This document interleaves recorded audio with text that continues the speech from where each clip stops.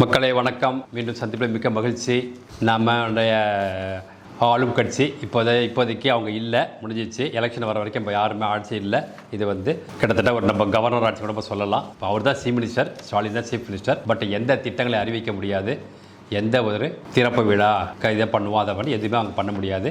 நீங்கள் அரசியல் பரப்புரை பண்ணலாம். எதிர்கட்சிகள்லாம் ஆட்சி ஆளாத தலைவர்களை எப்படி பண்ணுறாங்களோ அந்த மாதிரி நீங்களும் பண்ணிக்கலாம் உங்கள் கட்சிக்காக. அதுதான் இப்போ அந்த காலகட்டத்தில் இருக்கிறோம். அதனால தான் எனக்கு காவல்துறை எல்லாமே நல்லா இப்போ இன்றைக்கி நிம்மதியாக மக்கள் இருக்காங்கன்னு சொன்னீங்கன்னா, திமுகவோட கண்ட்ரோலில் காவல்துறை இல்லை. எப்போ தேர்தல் அறிவித்தாங்களோ அன்னையிலேருந்து காவல்துறை திமுக, அதாவது மு.க. ஸ்டாலின் குடும்பத்தின் கீழே இல்லை. அதனால் தமிழகம் நிம்மதியாக இருக்குது. அப்படின்னா இதை விட நீங்கள் மேற்கொண்டு இன்னும் நல்லா தெரிஞ்சுக்கணும்னா நம்ம சவுக்கு சங்கர் வீடியோ போட்டுருக்க டெய்லி ஆதாரத்தோட அதை பார்த்துக்குங்க. ஏன்னா அதை தூக்கி நாங்கள் இங்கே போட்டோம்னா எங்களுக்கு உள்ள அரெஸ்ட் பண்ணிடுவீங்க, சம்மன் அனுப்பிடுவீங்க. அதனால் அதை பற்றி நம்ம மேற்கொண்டு எதுவும் சொல்லலை.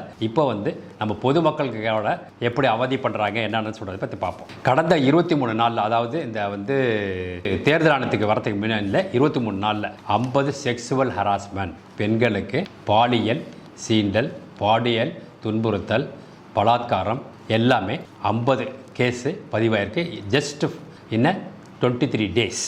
பார்த்துங்க எப்படி இருக்குது அப்படின்னு. இவங்க தான் பெண்களை பற்றி பேசுகிறாங்களாம். இந்த நடிகைகள்லாம் இங்கேருந்து அங்கே போய் சேர்றாங்க. தமிழ்நாட்டில் பெண்களுக்கு பாதுகாப்பு திமுக தான், வெக்கமே இல்லாமல் அசிங்கமே இல்லாமல் ஏதோ பதவிக்கு வேணும், காசுக்கு வேணும் அப்படிங்கிறதுக்காக சொல்கிறாங்க.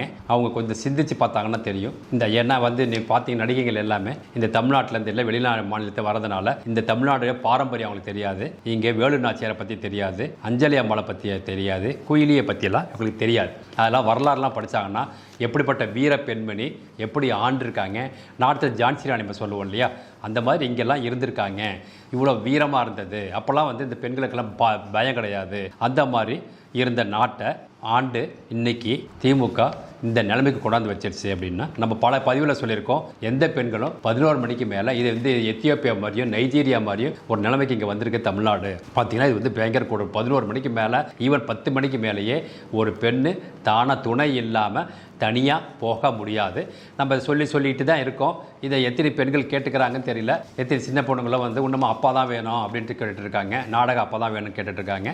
அவங்களுக்கும் இந்த மாதிரி ஏதாவது ஒரு பாதிப்பு வந்தது, அண்ணாணி சொல்லி பாதிச்சாங்க இல்லையா. ஸோ அவங்க பாதித்த பிறகு இன்றைக்கி திமுகவோட போஷி தெரிஞ்சு போச்சு. அந்த மாதிரி இப்போ இந்த பெண்களுக்கும் தெரிஞ்சுக்கங்க. நாம் ஒன்றும் சொல்கிறதுக்கு இல்லை. ஏன்னா மனம் பயங்கர வருத்த ஒரு அப்பங்கிற ஸ்தானத்தில் பேசுகிறேன். அதனால தான் இது பெண்களுக்கு இப்போ மிக மிக மோசமான ஒரு நிலைமை இன்றைக்கி இருக்குது அப்படிங்கிறத நம்மளோட இது மட்டுமா சட்டம் ஒழுங்கு சீர்கழிட்டு போய் கிடக்குது.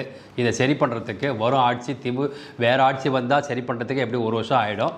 திருப்பி திமுகவே வந்தால் கேட்கவே வேண்டாம், இதே நிலைமை தான். அதுக்கப்புறம் பார்த்துக்குங்க, இதில் எல்லா பேரண்ட்ஸ் இப்போ நீ பீதியில் இருக்காங்க. இவ்வளோ பேசுகிறாங்க. திமுக ஓட்ட போடக்கூடிய பேரண்ட்ஸு தான் பொண்ணை அம்மா சீக்கிரம் வந்துடுமா வீட்டுக்கு அப்படிம்பாங்க. ஏன்னா காலம் கெட்டு போய் கிடக்குது, இன்றைக்கி இருக்க ஆட்சியும் சரியில்லை, இன்றைக்கி இருக்க நிலைமை சரியில்லை அப்படின்னு சொல்லுவாங்க. அதனால் மக்களே சிந்தியுங்கள், செயல்படுங்கள். இதுக்கு மேலே சொல்கிறது வார்த்தைகள் இல்லை. அதுக்கப்புறம் ஏதாவது சொன்னோம்னா நம்ம அதை ஆவேசமாக பேசுகிறோம், அதை ஒரு கட்சியை சார்ந்து பேசுகிறோம்னா நம்ம எப்போ பழசுலேயே நம்ம சொல்லியிருக்கோம், ஆளும் கட்சி நீங்கள் வாக்குறுதி கொடுத்து ஆட்சியை ஆளுட்டு இருக்கீங்க, சரியில்லை அப்படின்னா சொல்ல தான் செய்வாங்க.